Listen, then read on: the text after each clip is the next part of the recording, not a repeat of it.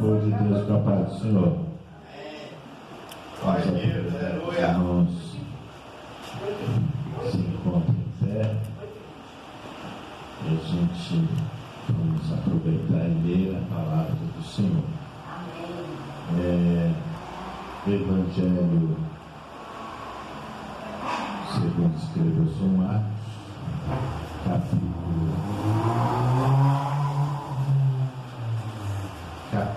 5. Nós vamos falar sobre o endemoniado gadareno.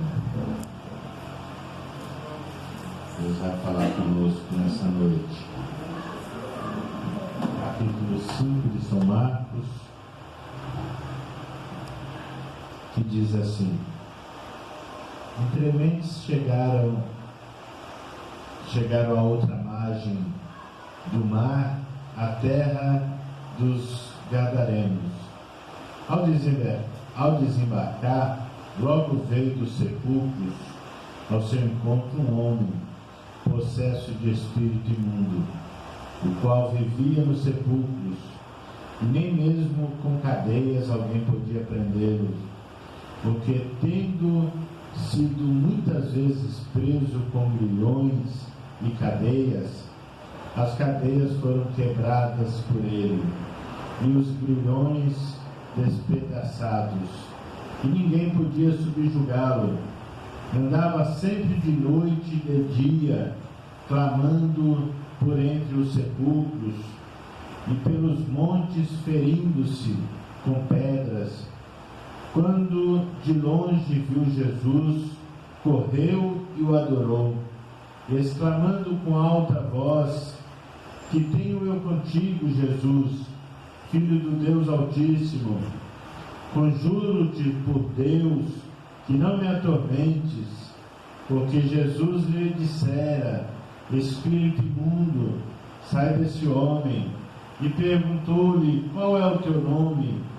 Respondeu ele: Legião é o meu nome, porque somos muitos. E rogou-lhe encarecidamente que os não mandasse fora do país. Ora, pastava ali pelo monte uma grande manada de porcos. E os espíritos imundos rogaram a Jesus, dizendo: Manda-nos para os porcos, para que entremos nele. E Jesus o permitiu.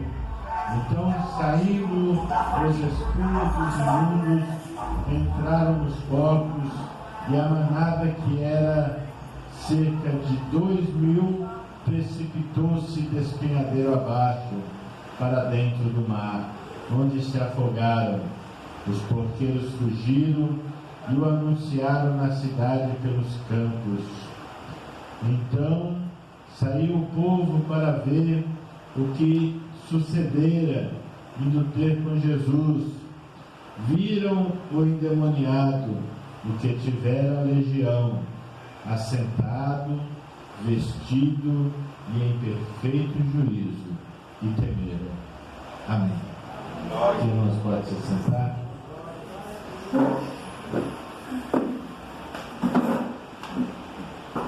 A história deste homem aqui, ela é muito maravilhosa, né, irmãos? Mas antes de nós entrarmos acerca do endemoniado,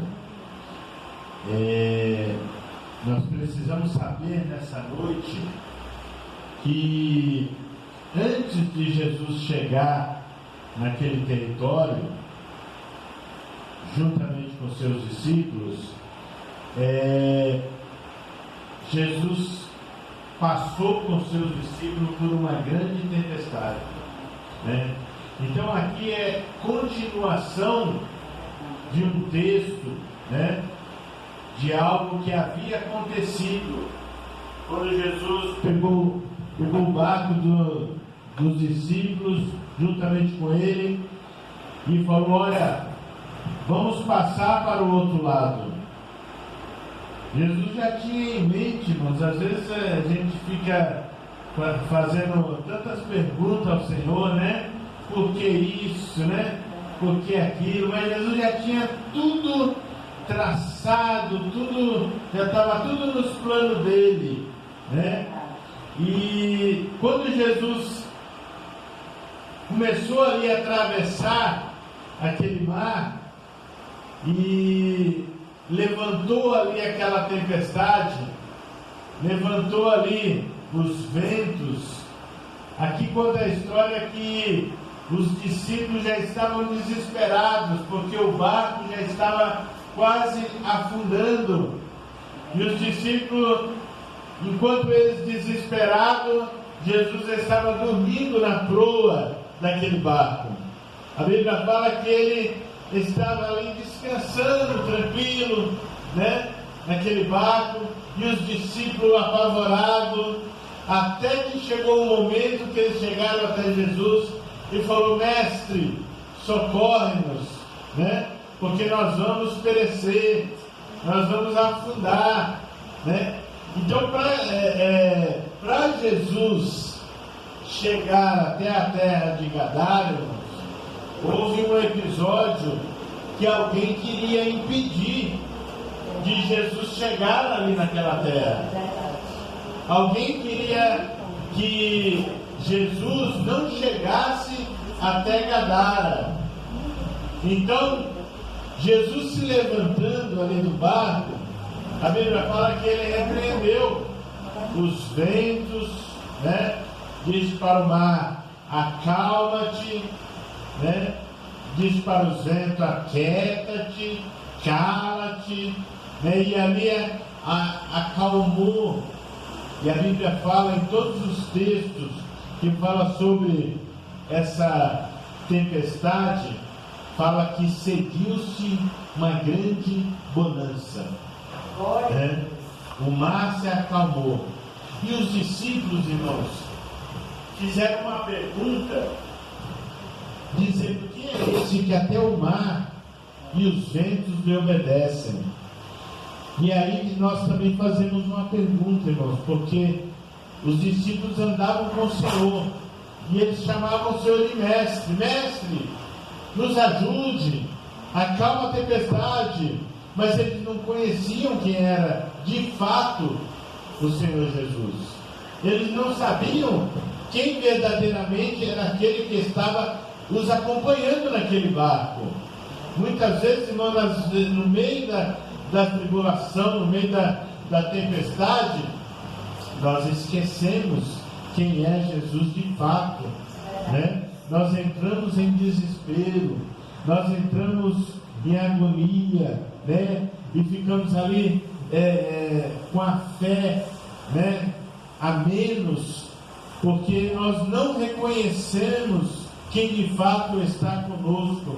Os discípulos falaram: quem é este que até os ventos e o mar lhe obedecem? Olha, se eles não sabiam que andava com Jesus, né, eles deveriam saber quem era, mas eles não tinham pleno conhecimento do poder do Senhor. Mas aquilo, irmão, não foi o suficiente para que o propósito de Jesus não fosse cumprido.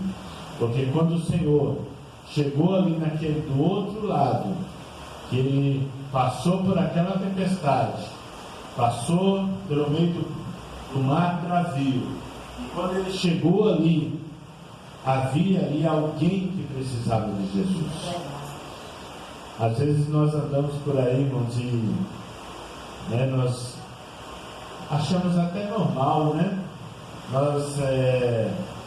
Às vezes nós convivemos tanto com algumas situações entre pessoas e nós achamos que aquilo ali é normal. Eu acredito que as pessoas daquela cidade também achavam normal aquele homem demoniado. Não, aquilo ali é o Gadareno, só não passa lá no cemitério, só não passa lá naquele caminho, que ali tem um homem ali, ele é endemoniado, mas já faz tempo, né, que ele está ali, faz tempo que ele tem esse problema, faz tempo que ele agride as pessoas. Então evita de passar por ali, mas as pessoas acabam se acostumando às vezes com problemas, né?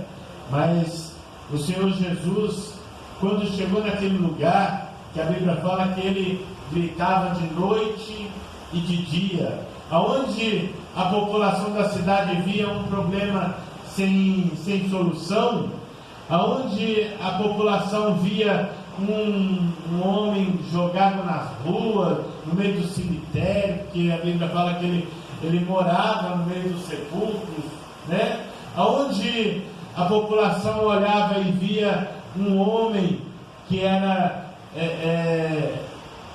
nervoso, que agredia, né? Um homem violento. Jesus olhou e viu ali um missionário, né? Viu ali alguém que já pensou, se aquele homem pode, né? Ele grita de noite e de dia, não precisa nem de um microfone, não precisa nem de um aparelho, né? E ele grita ali, a cidade ouve, porque a cidade com certeza se comunicou, né? Aquele homem, ele grita de dia e de noite, todo mundo ouvia. Então, enquanto o homem, a população via um problema, Jesus via um servo de Deus, né?